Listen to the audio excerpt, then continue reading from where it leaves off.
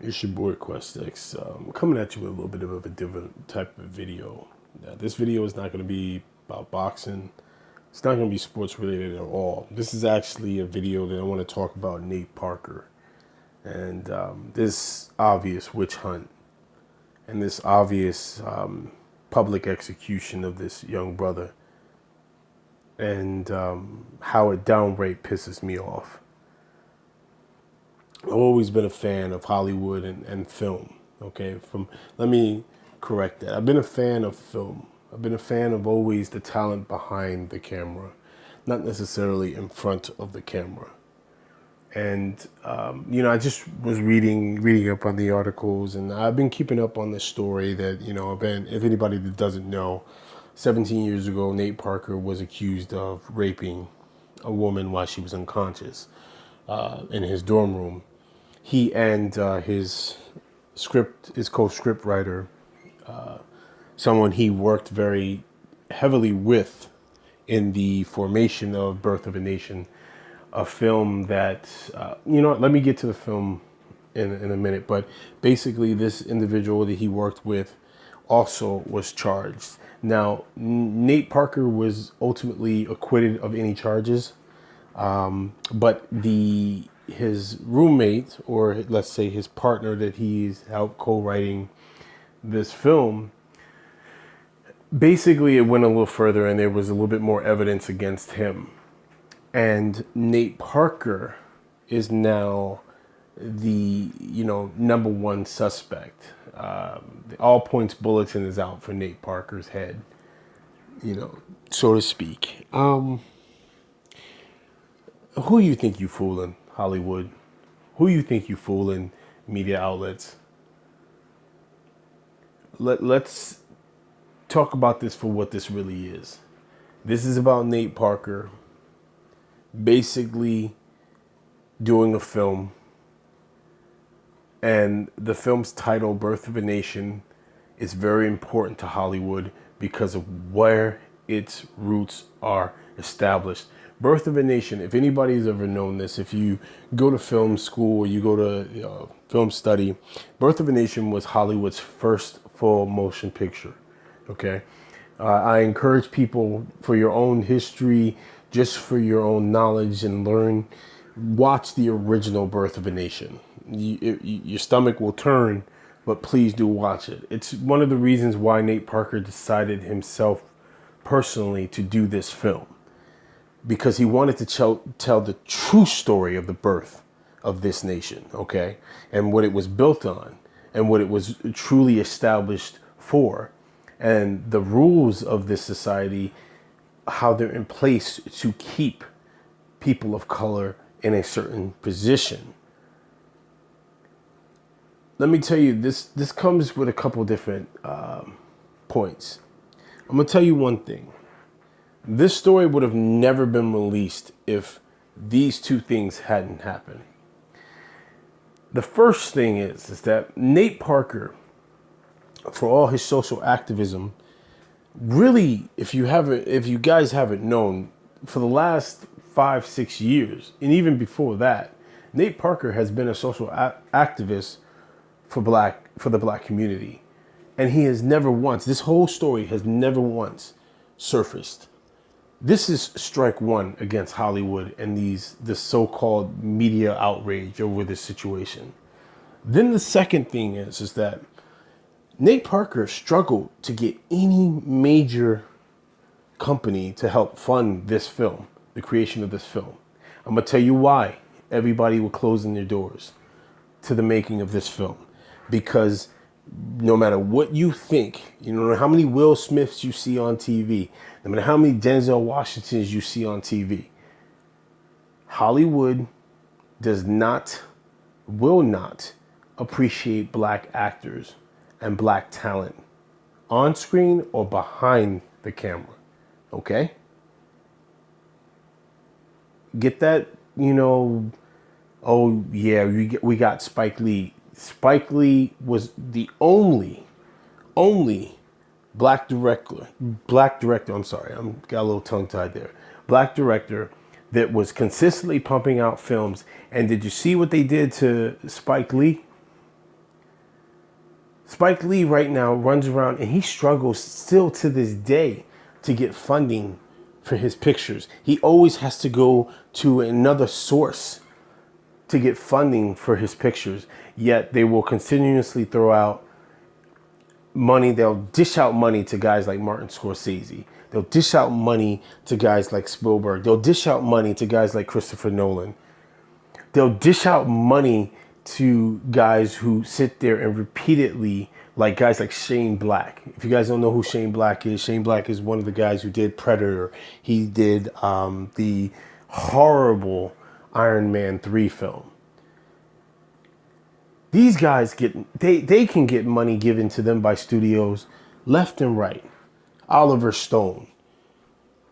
You know, and even then Oliver Stone was, you know, is considered by many in Hollywood to be somebody who is too political. But yet he can walk into any studio and ask for money for a film and he'll get it. But Spike Lee still has to struggle. Spike Lee has to go to third-party filmmakers, to go to third-party studios. You ever ask yourself that question, why? So before you start throwing out Spike Lee's name, you need to do your research. Now let me bring this back. When that trailer dropped for Birth of a Nation, the teaser trailer, here's what Hollywood was hoping. They were hoping it was going to fall on its face, but it didn't. It had so much of an actual positive rating when it dropped that Hollywood had to save face because they turned their doors and they closed their eyes to Nate when he was looking and seeking for funding for this film. That how are they going to explain the Birth of a Nation teaser trailer, which looked absolutely phenomenal? You can tell it is brilliantly directed, acted, and the cast looked phenomenal. Hollywood needed to backtrack. Now let's think about this. This trailer drops just a few months after we had the whole debacle about the white Oscars. So they politically sit there and say to themselves, you know, remember they had this big old thing. I don't know if any of you brothers and sisters ever caught this, but they had this whole thing where they were going to open their doors for new members to the Academy, right? Now, mind you, when they opened their doors, I think they let in, like, it was a ridiculous amount of actors, but it only was a 4 to 5% jump of people of color for their voters in the Oscars. Are you fucking kidding me? See, they always give you breadcrumbs, but they'll never really give you the full loaf. So anyway, I digress. Let me get back to what I was sitting there saying about the whole Nate Parker situation. So they invite Nate Parker to be a part of the Academy. Let me ask you this question. Besides the great debaters that Nate Parker did, to be a part of the Academy, you have to have a consistent resume of top-notch selling films, A. And B, you have to be recognized by fellow Academy members as a unbelievably undeniable talent, A. And B, somebody who has pulled in major revenue in Hollywood and in films. Nate Parker hadn't done that. So this all kind of filters into what I'm trying to get to. The ultimate point I'm trying to get into, where the fix was in, ladies and gentlemen. They knew that this film, Birth of a Nation, would completely shake the foundation of what the very first film that established Hollywood was built on. But see, it was the opposite end of the coin. But the opposite end of the coin, it told the truth, whereas the first Birth of a Nation fed you lies.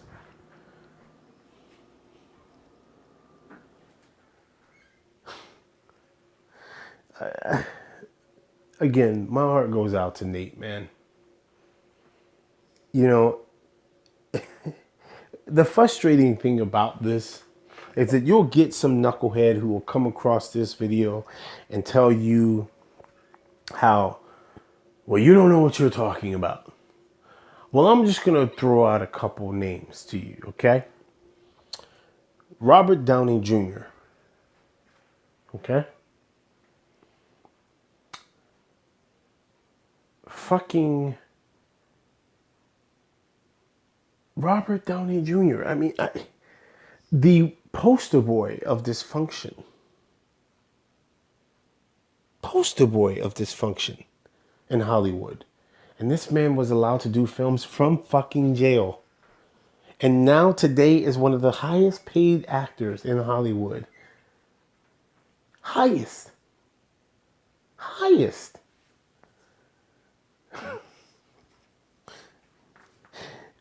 I'll throw out another word for you guys. Another name for you guys. Mel Gibson. Racist, anti-Semitic, alcoholic, abusive. Yet this man is about to put out Hacksaw Ridge, a story about an American hero. He didn't have any problem getting funding for this film. Alec Baldwin, their whole family, the Baldwin family. Do your research. Bunch of dysfunctional, abusive, drug addicts, alcoholics. And yet Alec Baldwin has no problem getting work. In fact, Alec Baldwin does commercials for credit card companies, makes millions of dollars doing voiceovers.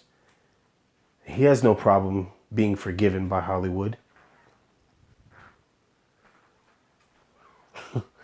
Do you guys see a trend here?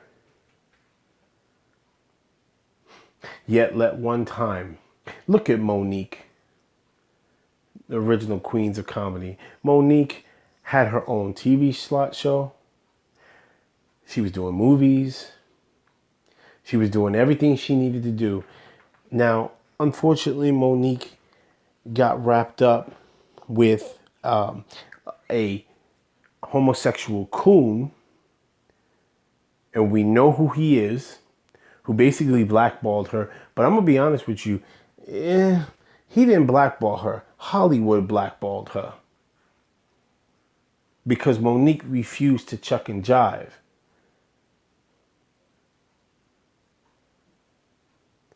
So before you guys start thinking that, oh yeah, man, we've made it, man. We got guys in film who are doing their thing, and we're about to get a Black Panther movie with an all-black cast, and this is going to be our first comic book film, and we're going to be doing our thing. Watch what happens to that film. Watch the advertising by Marvel. By Disney, put it that way. Walt Disney, a known anti-Semitic who was a racist, who was a horrible piece of shit, and his whole entire company was founded under the principal beliefs of promoting white is right. The Princess and the Frog. Yeah, you can eat one, Walt Disney, as a company and as a whole. Your last film that was... Again, I can go into everything that I want to. All I'm trying to sit here and say is that this is a public lynching, and they put my boy Nate Parker, his bullseye. And you know what? I don't want to hear nothing about, Nate Parker dating a white woman or he married a white woman. You know what? If you got your issues with this man marrying a white woman, okay. I'm not even going to hate on you about that. But what I will sit here and say is, start looking about the bigger picture. What did the brother try to do? He tried to bring a film and a subject matter to the forefront. And he was going to do it in a brutal way. In a way that it was raw and real. There was not going to be any sugarcoating. And Hollywood is working their asses off to make sure this film is not released. And then ask yourself why.